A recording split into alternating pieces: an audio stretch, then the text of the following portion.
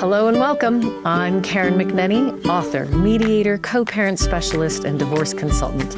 And this is the Good Divorce Show, where we don't just talk about how to get divorced, but how to be divorced. Divorce is not a weapon, it's a tool. And when used well, it can be a tool for transformation. Thanks for being here. Let's dive in. Thank you for joining me today. I am Karen McGhee, your Good Divorce Coach, and I'm just celebrating your courage to even lean into a conversation such as this. And I just can't help but wonder who is listening today that is wanting to introduce a new partner into your family. Maybe you are the other parent and there is someone else who's about to infiltrate your family. Maybe you're that bonus parent that already is in the story and things are a little clunky.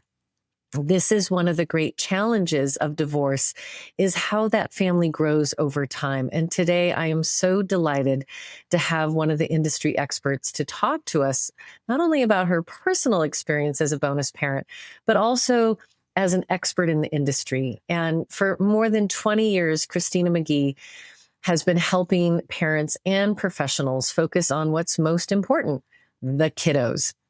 She is the author of the highly acclaimed book, Parenting Apart, which really helps us understand that you're not a bad parent. You're just a parent going through a bad time. And she is also one of the founders, the lead trainer and founder for the Co-Parenting Specialist Certification Training Program, which I was fortunate enough to participate in. And she also serves as the education and training director for the outstanding documentary film project called Split. This outreach project is a nonprofit, and it is now 2 films, Split and Split Up, about divorce. And it guides families, kids, teens, their parents. And I am just delighted to have such a resource sitting with us today. Hello, Christina, and welcome. Oh, thank you, Karen. It's so delightful to be back with you and to be able to have another conversation. Yeah, and I want to just give the shout out that in 2023, Christina joined us to talk about the holidays and how to navigate those. So if that's top of mind for you, listener, I encourage you to go back into the archives and find that episode. But today, we are going to lean into this topic of the ever-growing, evolving family post-divorce. And Christina, you have a master's in social work. Mm-hmm. Your intent was to go forth and work in the field of trauma and support individuals, but had to connect trauma and divorce. And you really ended up kind of stumbling your way into this field through your own personal experience. Can you tell me a little more about the context and that history? Yeah. So, I became a bonus parent before I had children of my own. And I had lots of experience working with kids, but it's safe to say it's different when you become instant family. You know, I said I do and I did. And I'm a child of divorce myself. So you would think, okay, this might kind of prepare me. Really, what it did is I had a clue of everything I didn't want to do, but I wasn't real clear what I should be doing, like how I took this responsibility very seriously, And so how was it that we were going to kind of configure this new form of family, engage with the other household, try to minimize stress for the kids, try to make it work for them. Mm-hmm. How old were those kids when you came into the family? 3 and 5. Okay, so young. So you've had decades. Yeah, almost 32 years I've been a bonus mom. Okay, so from kindergarten to college and beyond, graduation and grandbabies and the whole journey. All of it, yeah. Yes. And what did you discover early on that maybe surprised you? As you said, I'm a child of divorce, so I know what I don't want to do.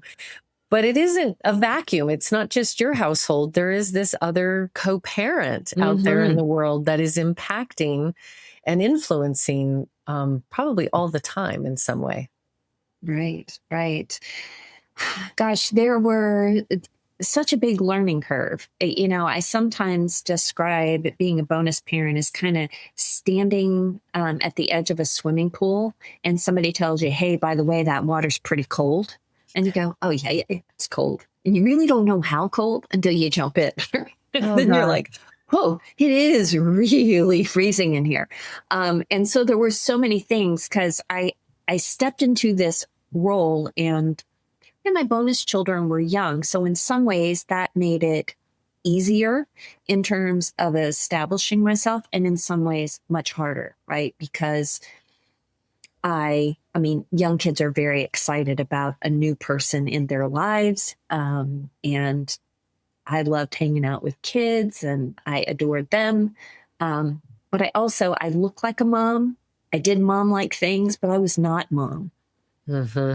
Yeah. And I wasn't the one calling the shots. The parents were the ones calling the shots. And yet my life was very much impacted by some of the choices that were made, some of the things that would happen. And then there's all those kind of interesting situations that you navigate. Like you go to the grocery store and some very nice lady stops you and says, "Oh, your kids are so Mm, cute. They look just like you." yeah.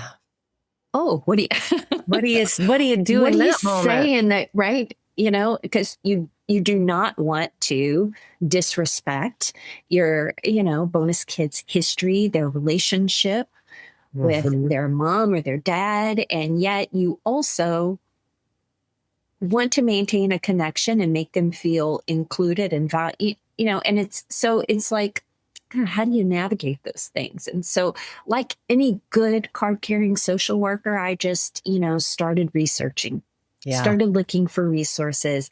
And sadly, I didn't find a whole lot that was really helpful, Hmm. not a lot that really meshed kind of with real life. Lots of ideas, lots of Mhm.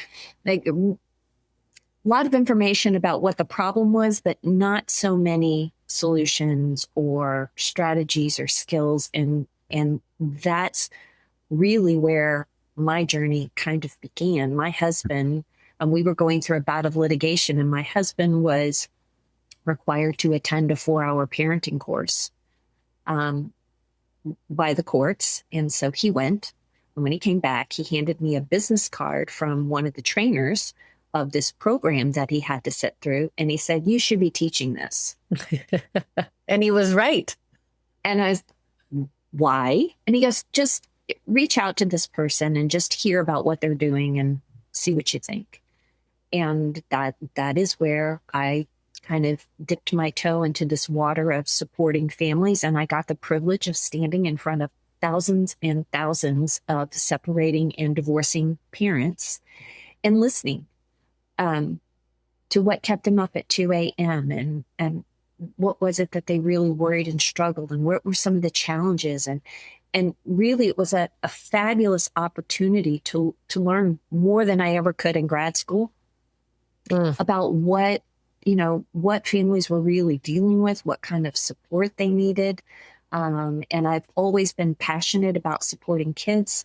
But the one thing I learned early on is that, you can give kids all the skills in the world, but they also have to have an environment where those skills will flourish. And so I started educating parents, which led me to coaching, which led me to writing a book, which led me to, where I am today. It's just been a very interesting um, journey to see how all this kind of evolved and unfolded.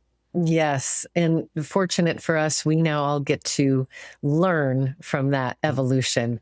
And I want to dive right into some strategies and systems, as you said.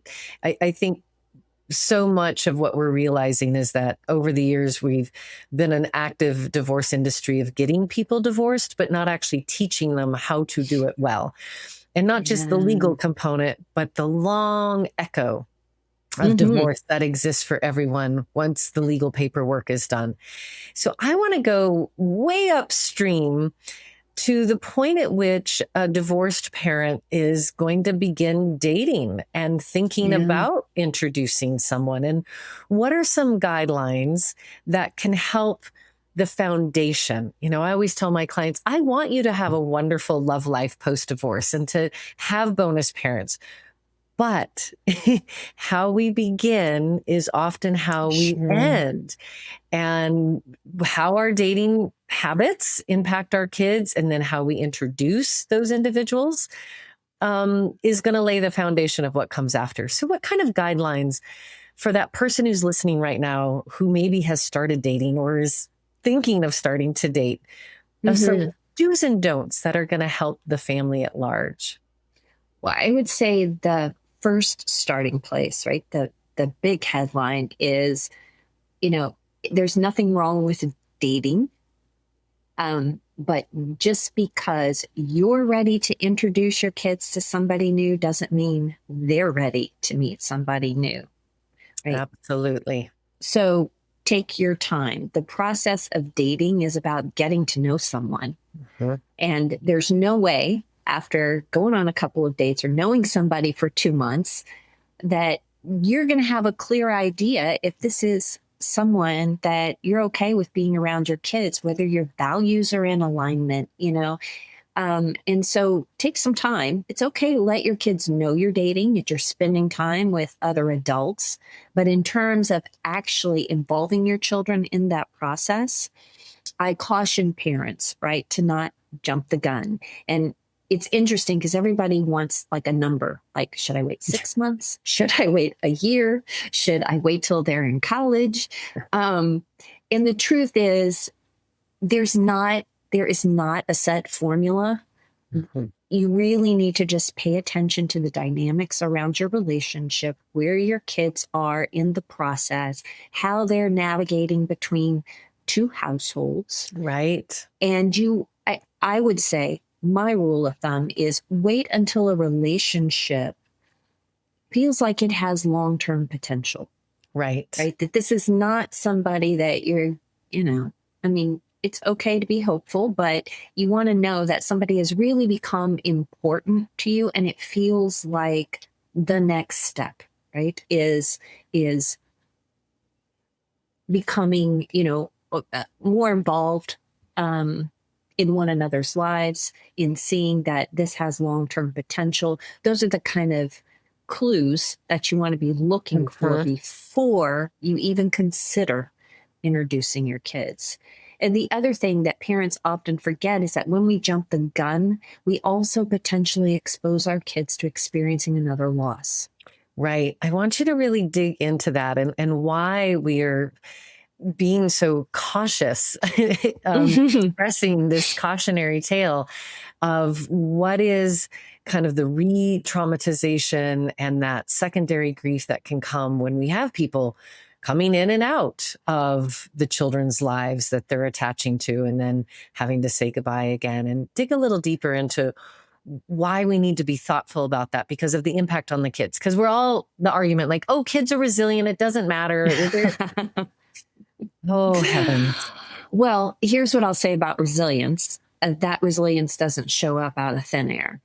Yeah. Right. It's not innate. It's instilled, and it requires guidance, thoughtful guidance by parents to develop that resilience.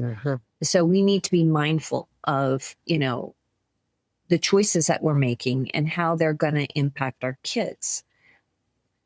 So I would say that the reason you don't want to introduce kids too quickly is because you work towards, especially with young kiddos, like I said, they're so excited to meet new people. And if their mom or dad thinks this is a really amazing person, they may form a very quick attachment to somebody new. Well, what happens if that relationship doesn't really pan out?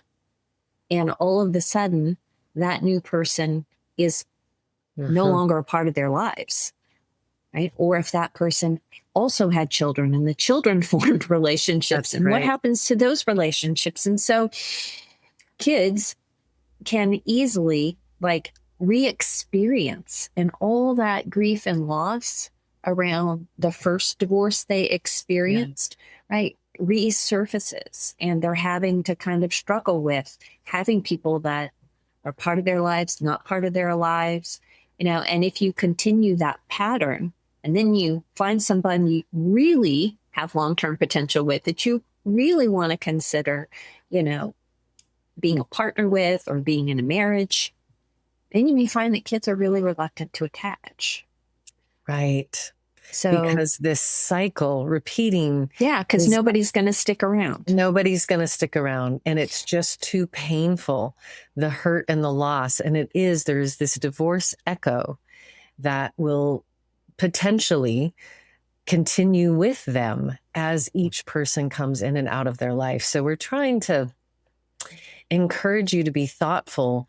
You might be cycling through people, but you don't need to bring your kids along for the ride. Right. And Right. the argument I hear is like, well, but our schedules don't line up. And this is when I have my kids and it's more convenient. And what am I going to do? And I need to see them. And what do you say to that parent, Christina? Well, I say there's a lot of things about parenting that are inconvenient. Yes. It's not always convenient to restructure our schedule to make soccer practice or to stay up and do homework or to make, the project for school or to get them to buy the present, get them to the birthday party there's a lot of things. Like we don't have children because they're convenient. Convenient, no. And your dating life should not be your child's convenience. It should be your right. It should not happen at their expense. Absolutely. I get it. It's tough. And you are, you're the adult in this. Mm-hmm. And that's part of our responsibility as parents.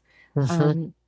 And I can tell you so many parents that I have run into that, went with it.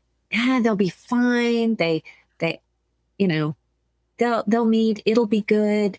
And then the regret is tremendous. Oh, I wish I hadn't done that. Now I've learned my lesson. Well, at what expense? At what cost? Yeah. Right. Exactly. So, I encourage parents. I also want to just underscore that your kids are really smart. And I often run into parents who said, well, I'm just going to introduce them, but I'm going to say this is just my friend. Right. They okay, well, friends don't usually spend the night in the same bed and so I think that the safer route, while not convenient, is to really, if you want to date, put yourself out there, rock on.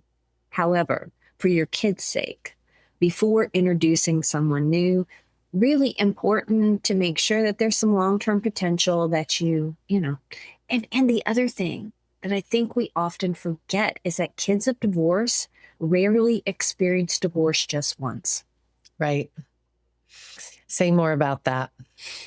Well, when you look at the statistics between the success rate of second and third marriages as opposed to first marriages, right, we don't get better with practice.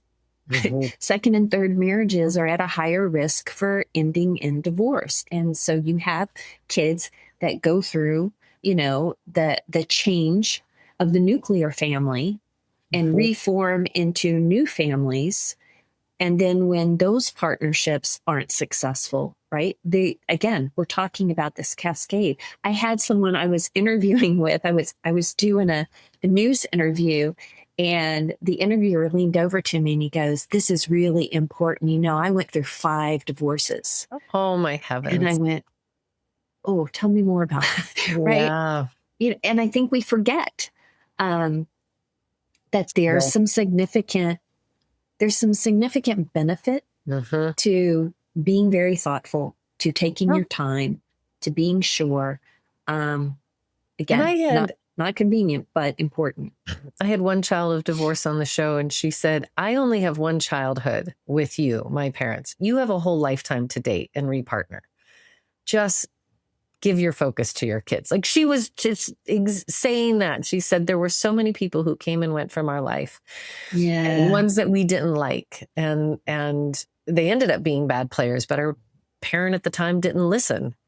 And they really thought, you dating and stirring all this up in my childhood is just a selfish act on your part. Now, that was her opinion. That was one adult child whose parents were not thoughtful. and intentional about how they brought parents or brought new partners into the life of their child, their one childhood, right? Like these 2 decades.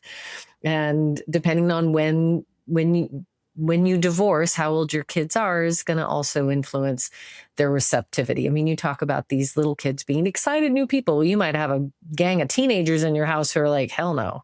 Yeah. I'm not interested at all. Yeah. Yeah. Yes. Yes. Let's move to the next step. So we're being thoughtful about our dating life. We're letting the dating be the inconvenience for us, not supporting our children's life. We're waiting until it feels solid and long-term and an investment, and that we would then want our kids to meet this person and vice versa, because that is something we want to check out. Like, do they get along? How are they around my kids, right? This is a Absolutely. barometer.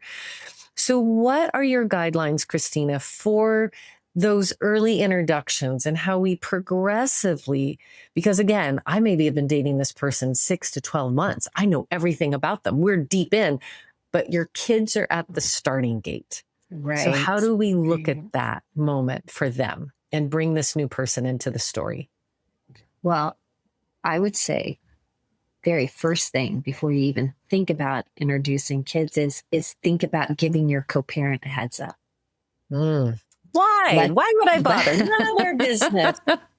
We're divorced, my own dating life. So this is so key. Tell us why that's a good idea. I have a lot of parents that push back on that, but the truth is that your kids don't need to be the ones holding that. They don't need to be in the position of dropping the bomb. You don't know how the other parent's going to react.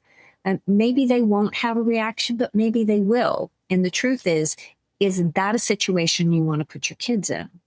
And so if you feel like there might be a little fallout from this kind of news or it won't be received well, then I would encourage parents to think about timing.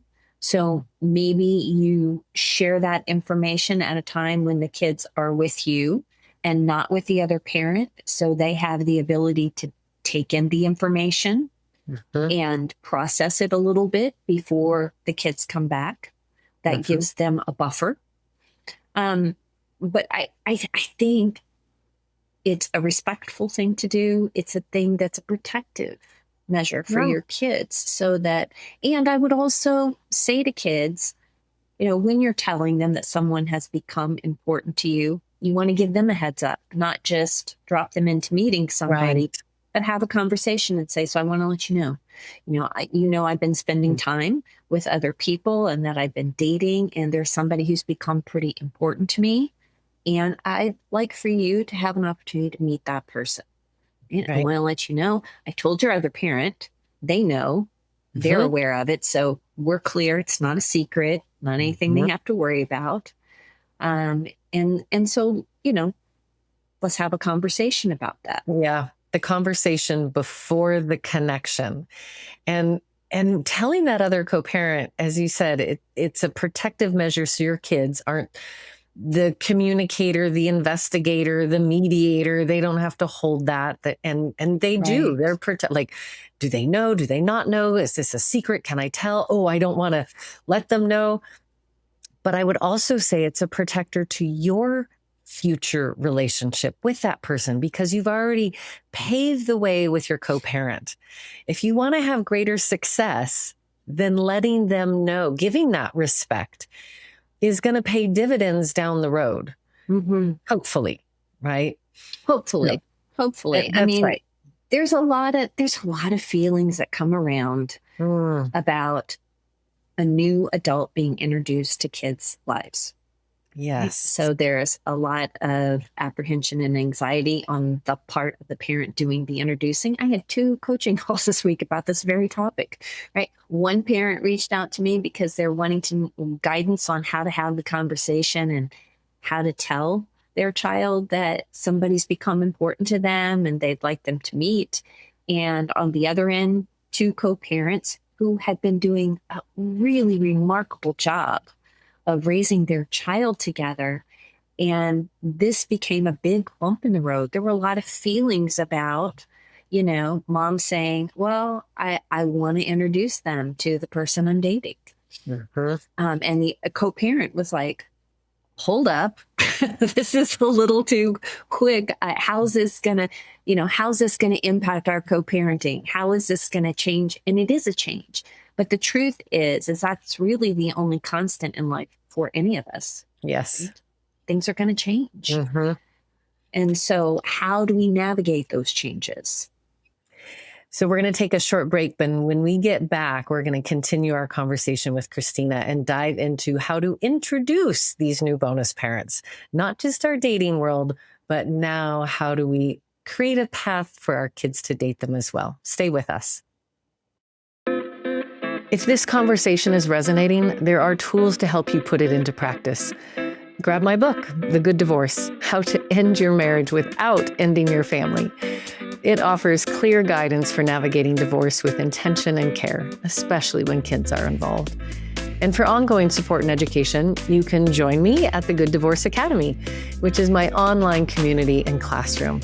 And if you'd like to work with me directly, you're going to find more information at thegooddivorcecoach.com. So thinking about conversation first with your kids, warming up the idea of dating, and then this person, and maybe then talking about that person and their interests. So they're getting to know them before they meet them. And then the same thing with your co-parent. So now we're moving into the stage of bringing them into the world of your children. And that might be at school events. It might be at home. Is this like 0 to 60? Is it fine? I can just say, hey, I'm dating someone and now we're going to have a sit down dinner and they're going to spend the night. That wouldn't be my recommendation. Tell us what your recommendation is. Because we're ready to go. We've been dating a year. Why not? I know. Well, I know who this person is. They're fabulous. Bring it on. Again, just because you're ready doesn't mean your kids are. And so I would say, put some thought into that first initial meeting. And I would make it very kid friendly. And I would also not have a lot of expectations placed on your kids to instantly love or even like this new person, right? What kids need is space to get to know this person on their own, in their own way, and give them as much time as they need. And so when you talk about first meetings, I wouldn't say a sit down dinner. Like we're all like looking at each other. What do we say? We've got to make conversation. I would say go to the park, go bowling, play, games at the arcade, go to the beach, go to a movie, go somewhere where you can be in the presence of one another, spend time together. But kids also have the ability to kind of take a step back and engage as much as they feel ready to. Right. So I heard bowling and beach and playground and something that's active. So again, the kids can be a little bit like that butterfly. They can come in and land and meet and get to know, but then they can peel off and go back over to the swing set or run and get some more popcorn. But something that is low pressure, low expectation. Yes. And maybe a couple of those sorts of events. I would say we want to gradually introduce, again, the goal is to give our kids some space and time to really get to know this person before they become a fixture in their lives. And I would say the same is true if you're in a relationship with somebody who has kids and you have kids, right? This is not the Brady Bunch. And so we don't have one big group meeting all together.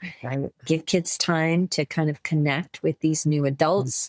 Then you may introduce children and think about doing some kid-friendly activities. But really, it's all about just giving one another time to establish relationships. And that doesn't necessarily happen quickly. I'm seeing a little water faucet that's drip, drip, drip. Yeah. Not turn it all on at once. Yeah, no full blast. Yeah. Okay, so that's some great advice for the co-parents who are introducing, they're dating, they're thinking, but what about if you're the new person? If you're the Christina McGhee in the story that's coming on board, I really want to speak to that person who's listening and coming into a family. What are the respectful things? What is courteous?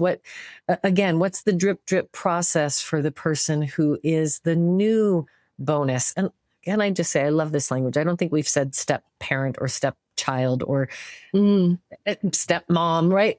There tends to be a negative connotation. And Christina and I she taught me, and I use it all the time, that this is bonus family growing. So a little side there to just language matters. Language matters. So what advice would you give to that bonus parent, that bonus new partner who's coming on the scene, so that they can also be part of the future success of the growing family? Right. Well, it's going to be more drip, drip, drip, drip, drip, right? You want to be, you want to give your bonus kids the time to get to know you, to spend time with you. Remember that you have the potential to be an additional parenting figure, not a replacement parent. And so having a healthy sense of respect for the other biological parent's role in children's lives, and supporting that relationship, regardless of how the other parent may be reacting to you. Approach this with a healthy sense of respect and integrity in really supporting your children's relationship with their other parent as much as you can, right? And I would also say one of the dynamics that I see frequently in bonus families is that it becomes kind of like this territorial competition, where, bonus parents and biological parents kind of feel like they're not a team, they're at odds. It's, we tend to personalize things that we hear or actions of the other parent or put a spin on it. And I recommend that co-parents, right, are gracious with their interpretation, right? Say more about that. Sort of assuming positive intent. Yes. Yeah. Yes, absolutely. I think that that's a really important foundational principle to think about. Even if you feel like you are 100% sure that, they didn't share the information about the ball game with you on purpose. Generous interpretation, assume positive intent. That maybe it was an oversight. Maybe they thought I got the information in the backpack. Because it does not benefit your children or your bonus children or you really to put that kind of energy into, the negativity and the really honing in on suspicion and judgment and making assumptions. So it takes a lot of work. It's not easy to do, but trying to take a step back, and not dive into the assumption of intent, but to just take a step back. Maybe they are feeling incredibly vulnerable about me being involved in their children's lives, and they need time and space. That's another generous interpretation versus, oh, they're just looking to make this as difficult as possible. And they're, wanting to edge me out. And they don't. We start with curiosity before the criticism. And that thought bubble of, that pops up in those moments of, why didn't they should have, versus, I wonder. And just that soft startup. If you want to have a conversation, you're going to get a lot closer to success and information, starting with, I wonder, versus, why didn't you? And that attack that comes. So, and stepping back from that, I will just add to that, stepping back from that us versus them kind of mentality. Like the truth is, you're all working towards the benefit, right? And the well-being and the safety and security and connection and sense of belonging for these children, right? That's your common link. And We're all on and the same side. Let's keep well, everybody on the and that's same hard. It's side. hard, but wherever you can put yourself on the same side, wherever you can join together, kids are going to benefit, and Yeah. that is a really important component. Mm-hmm. So let's go down the road a little bit. We've thought about our dating. We've been thoughtful in the drip introductions. Everybody has come to know each other. We're in that respectful place. But as a bonus parent, sometimes you are the one in charge. You are the one at home with the kids. And this, especially in stories such as your, Christina, where we have bonus kids and we have biological kids in the same Mm-hmm. household. And when am Yeah. I in a parenting role? When am I just the fun auntie? When am I, if I saw something happening on a playground that I thought was unsafe or inappropriate, even with someone else's kids, how we would intervene. So there's this kind of messy middle earth world. Yeah. How do you navigate that? How did you navigate it? And what have you learned over the years that's helpful for parents who are trying to identify, am I in parent role? Am I in support partner role? So in the early stages, the way I look about discipline and parenting authority is that biological parents are the sheriffs and bonus parents are the deputies. Okay? We Nice. play a supportive role. Biological parents are still the front line, right? Mhm. I think there's also this element, and something that my husband and I had to work on is, what kind of parenting team do we want to be? Like, really, I see so many couples that they just feel like, oh, we love each other. That'll get us through it. And they don't have talks about, the values that they have for family, the way they view discipline, what are the hard edges in terms of how a household functions. How are we going to handle the holidays? How do we feel about expenditures and how resources are allocated?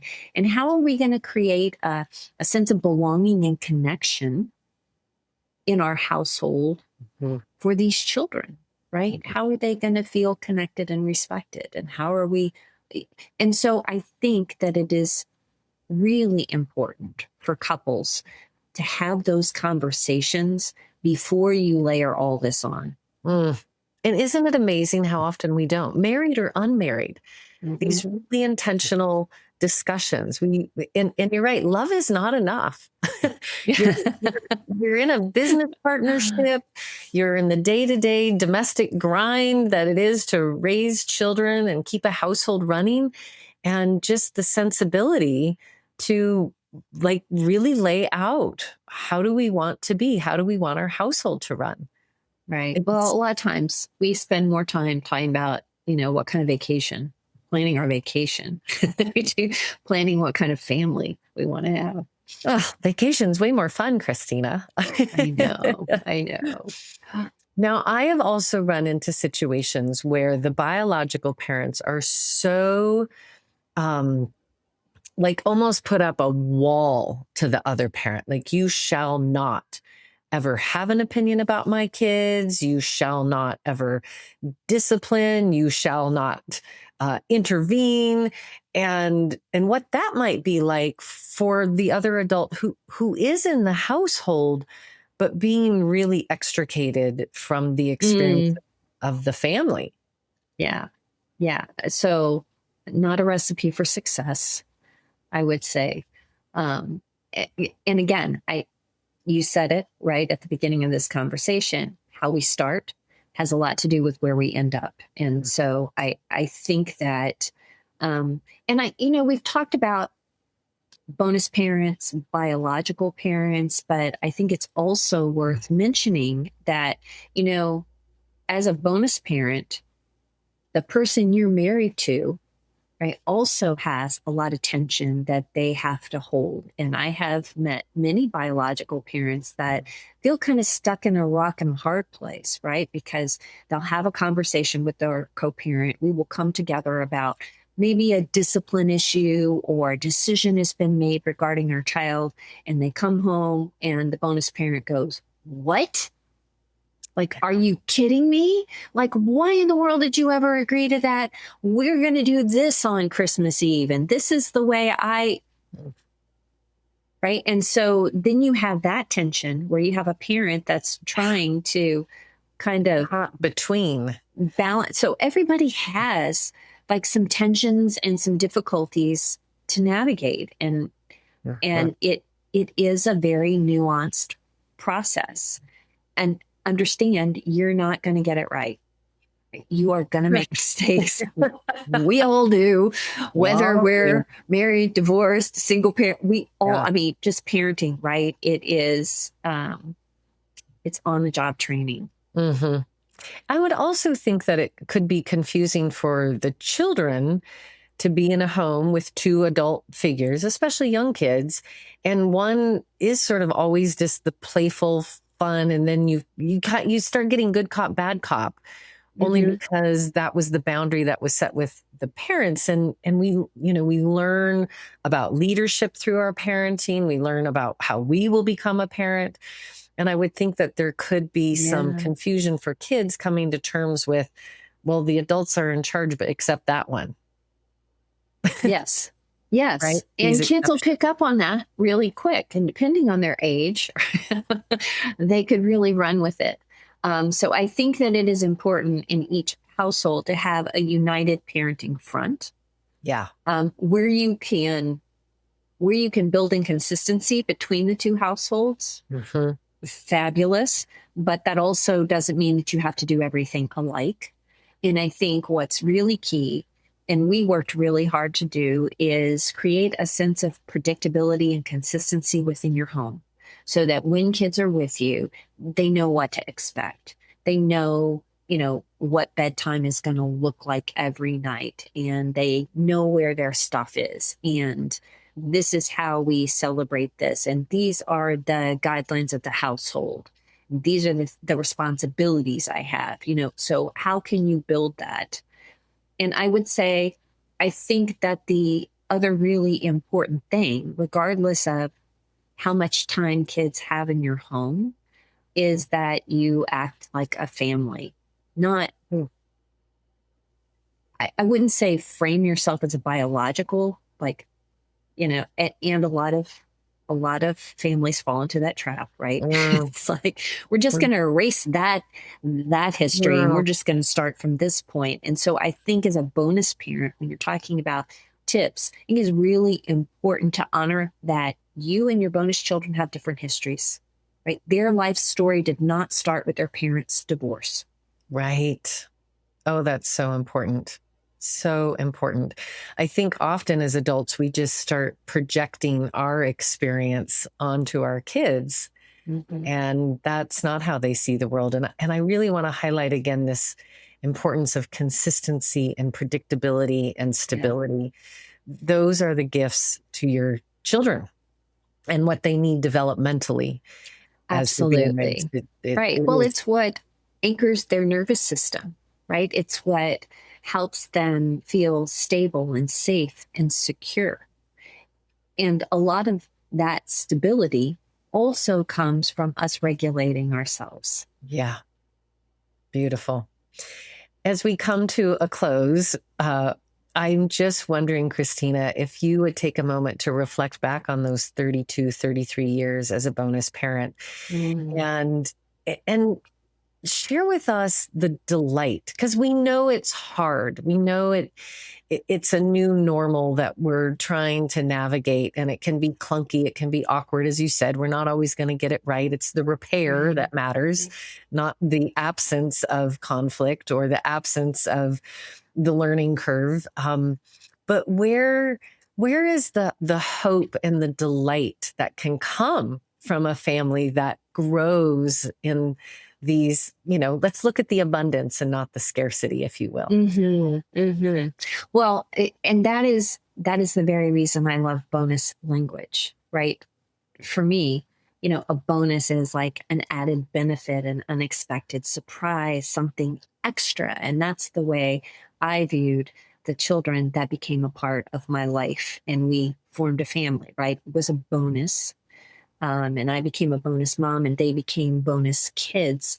And so, how we embrace that process when we're willing to have a healthy sense of respect, you know, honor all relationships and the history that comes with them, staying open, right, to possibility. And and I think that there is plenty. I mean, I'm just going to say there's not a like cap on how many positive, healthy adults children can have loving them in their life, right? There's just, they can't have too many. And so it is that stepping into that abundance. There's not a quota. I got this much love for this parent and this much love for that parent, right? Kids have an opportunity to really have a very expansive view of family, deep relationships that don't take away from one another. And I guess the other thought I would want to leave people with is don't forget that how much little moments really stay with our children throughout their lives. Can you paint a picture? Is there an example coming to mind? Yeah, I had a very big birthday this year, and I celebrated by having like a girls' weekend with some dear friends of mine. And I was fortunate enough to have two of my daughters be a part of that gathering, one of which was my bonus daughter. And during the party, we were all kind of like sitting around the table and sharing stories and memories that we had. And she shared with the group, just things that she remembered from her childhood that made her feel comforted and connected. She talked about a bag I made her that she took back and forth between her two households that had lots of special stuff that she really liked in it, or the time that my husband and I made her a canopy, right, for her bunk bed because she was afraid of sleeping on the top and couldn't sleep very well at night. And she's 35 now. She holds a lot of memories, and all those little small things like really stayed with her and continue to stay with her when I would put notes in her lunchbox during the times that she would, I would make her lunch and we were taking her to school that day. So I think, I think it's easy to fall in the trap thinking that the meaningful moments have to be really big production. It's that big vacation. It's that super expensive present we bought them. What really has staying power are all those little moments along the way where kids really feel seen, they feel loved, they feel respected, they feel connected. And those are the things, right? Where can you develop those points of connection within your family on a consistent basis? I think that's really, really valuable. So much value. And we only got a little taste of it today with Christina McGhee. And I know people are going to want another scoop. So remind us, and we'll have this in the show notes, of course. But Christina, where can people find your book? Tell us again about the book, the documentary work, and the resources that you have online. Well, I'm a woman who wears a lot of different hats. So the book that I wrote for parents is called Parenting Apart: How Separated and Divorced Parents Can Raise Happy and Secure Kids. And I wrote the book with the intention of it being very user friendly. So I tell parents the most important page you need to read out of that book is the table of contents.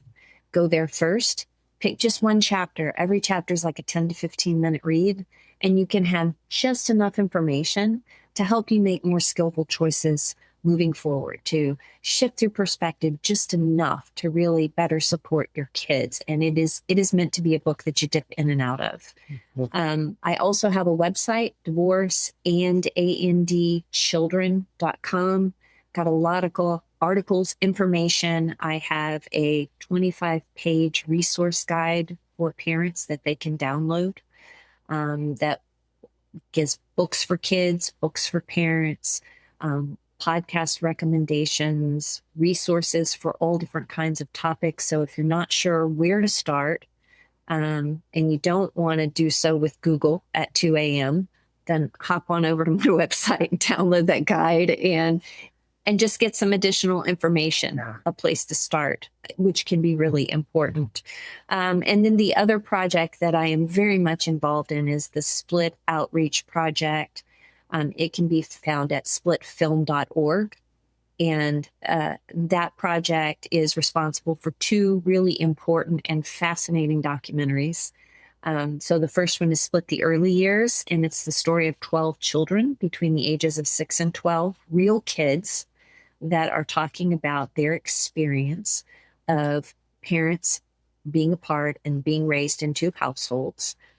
And then the second film, Split Up the Teen Years. The really interesting thing about the project is that Ellen Bruno, my colleague, circled back and re-interviewed those same 11 of the 12 children that were in the first film 10 years later. And so you get this bookend experience of where kids started, and then where are they, as their childhoods have evolved and they've moved into being teens and young adults.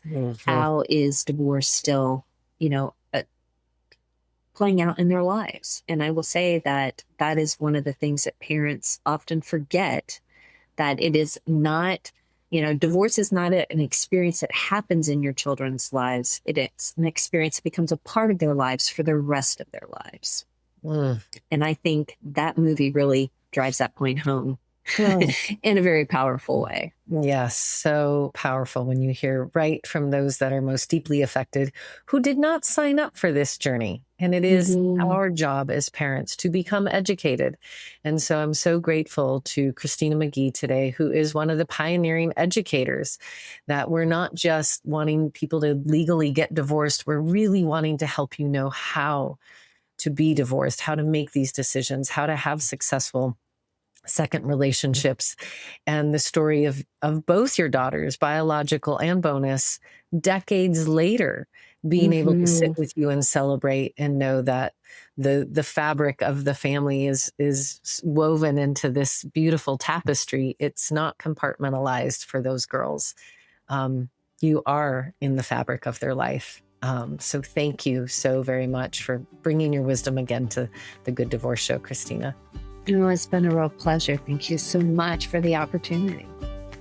And to you who was brave enough to come into this conversation today and to learn, I celebrate you and want to remind you, everything will be okay in the end. And if it's not okay, it's not the end.